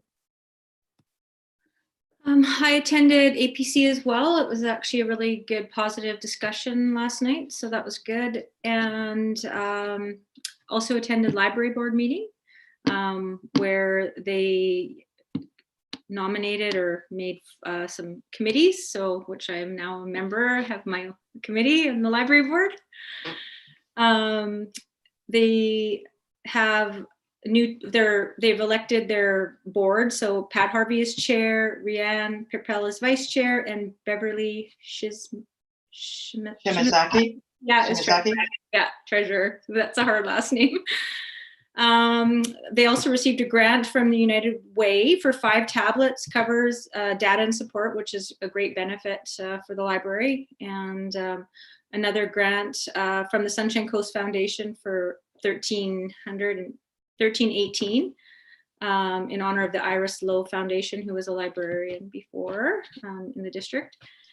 And they've used some of their money from their technology grant for their first 24 STEAM kits. And Leanne has a lot going on at the library, lots of programs. You can do everything from book clubs to ukulele to genealogy and taxes, writing. I mean, it goes on and on. So it's pretty impressive to see how she's got everything organized and what she offers to the community and to, you know, to kids with crafting and scavenger hunts and storytelling and lots of programs for adults as well. So it's very impressive. Lastly, I just want to acknowledge today is National Day of Awareness for Murdered and Missing Indigenous Women, girls, and Two-Spirit people. So wearing red in honor of that. Thank you. Thank you. All right, I think I'm going to steal a little bit of Councillor Toth's thunder from his SCRD report, maybe.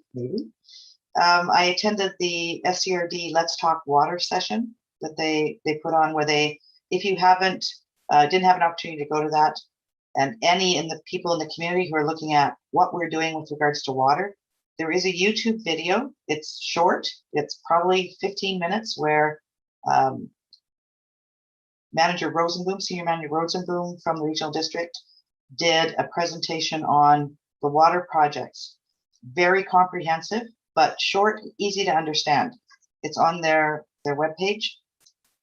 Coming up Wednesday, May 26th, there's going to be a Let's Talk Water session held specifically for the District of Sechelt, and it will be focusing on the water meter program.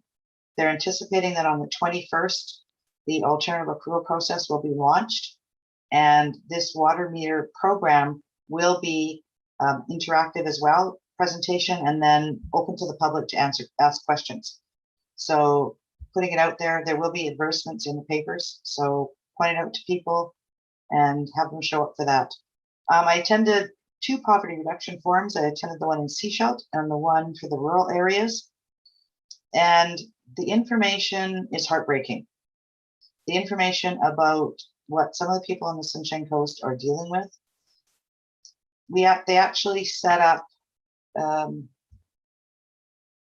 they went out and talked to people with lived experience.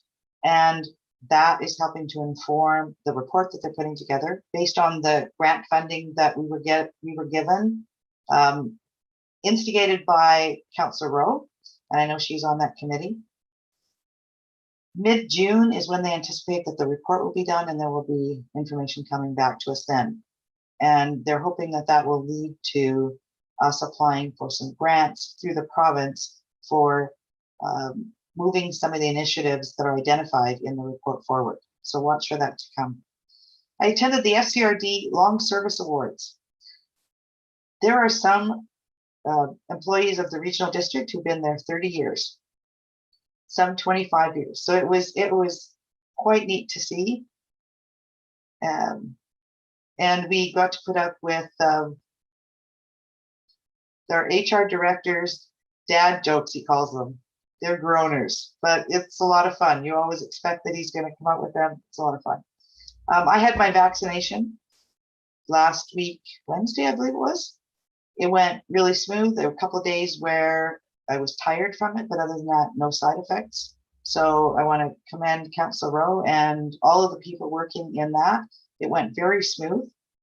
There was a lineup initially, but it went really fast. They moved us through and get us out the other end. So thank you for what you're doing there. And then I attended the Sunshine Coast Community Forest board meeting. They have put out a draft operations plan. It's quite different from previous ones. They will be coming to do a presentation to us. I believe it's next week, within the next couple of weeks. Next week it is. Yeah, Councillor Toss nodding his head. They're coming next week. They'll present it to us. It is out in the public right now. It's been sent to the SCRD and also to the Sechelt Nation for input. We're looking for public input up until June 15th. So it is online. If you're interested in it, go online, check it out. And if not, if you can't find it or don't want to read it, tune in next week when we have them here presenting that. We look forward to information and feedback and input from the community. And that's my report. Councillor Todd, over to you for SCRD report. Thank you. Senior Manager Parker's jokes are terrible, terrible jokes. I love them. He means well, so there we go. Other than the things that Mayor Seegers mentioned there, the last couple of weeks have been kind of quiet for meetings at the SCRD, with, of course, the exception of the BC Ferries hoopla. The board did opt to provide a motion of support in principle. Although, you know, issues around the communications from BC Ferries around the trial, and that's really where everything sort of hit the fan, if you will. We also sent a letter of partial support to the Helping Cities Lead campaign, which was a letter that we had received here at the District of Sechelt. We chose not to act on it at the time.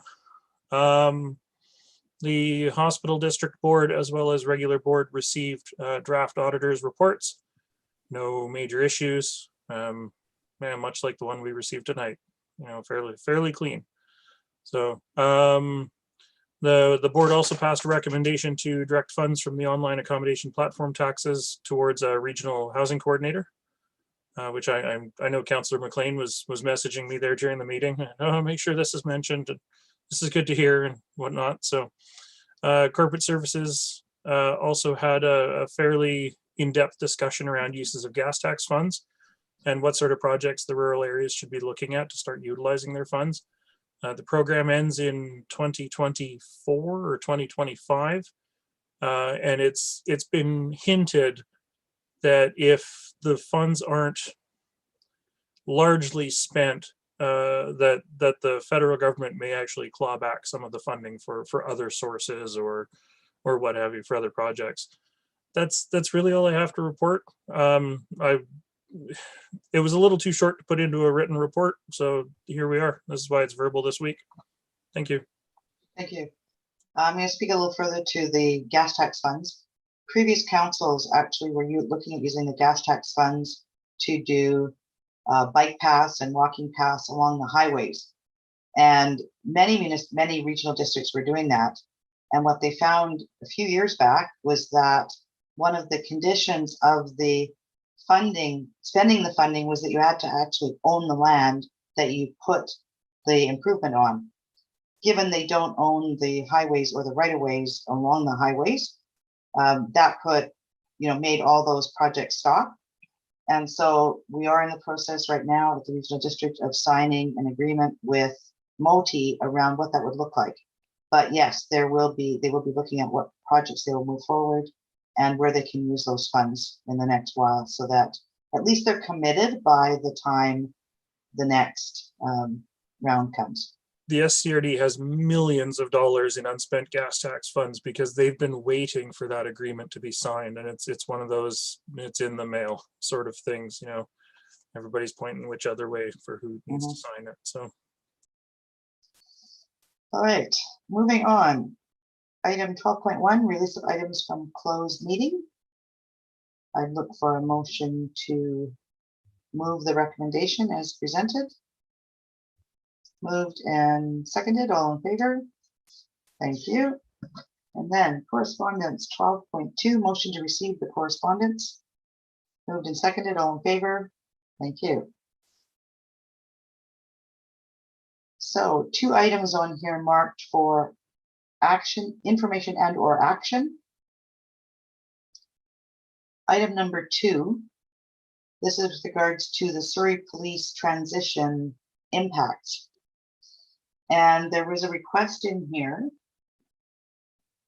that, sorry, hang on, get to the thing here, call to action. We ask that you provide a joint motion and or letter to Premier John Horgan and Minister of Public Safety and Solicitor General Mike Farnworth, outlining concerns and asking for a pause until further information can be provided. This is on page 205. And speak to your local MLA and demand swift action be taken. So I would like to request that council support drafting a letter that be sent in. The implications of the Surrey detachment becoming its own police force have not actually been studied. So there's no feasibility plan, no impact on what would happen to municipalities like ours. What the background of it is that Surrey is one of the biggest jurisdictions that would have its own police force in BC, and it's like in the top 10 or something in Canada. So what the issue is that taking that number of RCMP officers out of the general RCMP service means that we as a municipality potentially could pay more for the IHIT teams. We would pay more to for the infrastructure and whatever in the Lower Mainland that supports that and supports all of the other RCMP in the province. The other piece is that they are actually starting to hire for the Surrey police force, and they're finding that some of the more senior RCMP officers who are in the area are looking potentially not to sign on with Surrey. That means that they would then be moving to other regional or RCMP offices and taking along their required costs for pension and vacation time and everything else. So there is an impact. We don't know what it is because the feasibility study hasn't been done.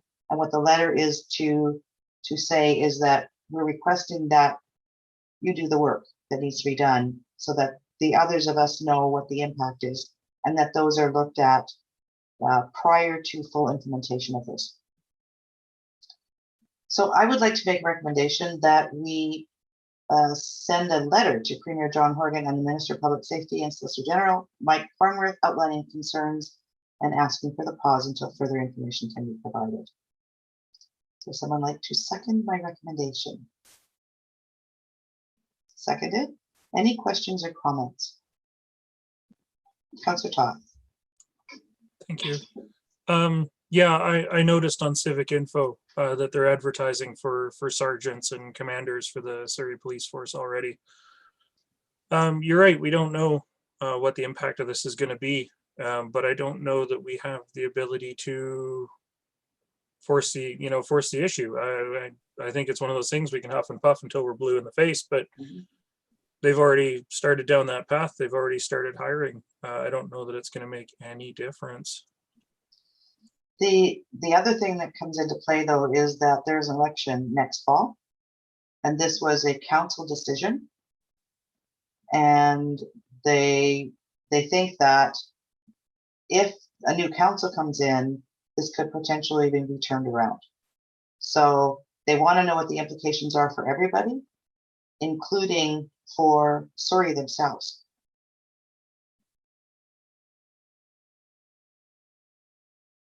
The letter may or may not make any difference.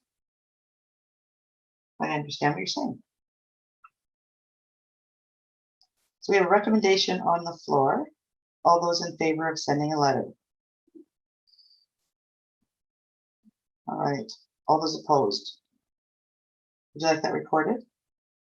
Thank you. And then the last item on the agenda.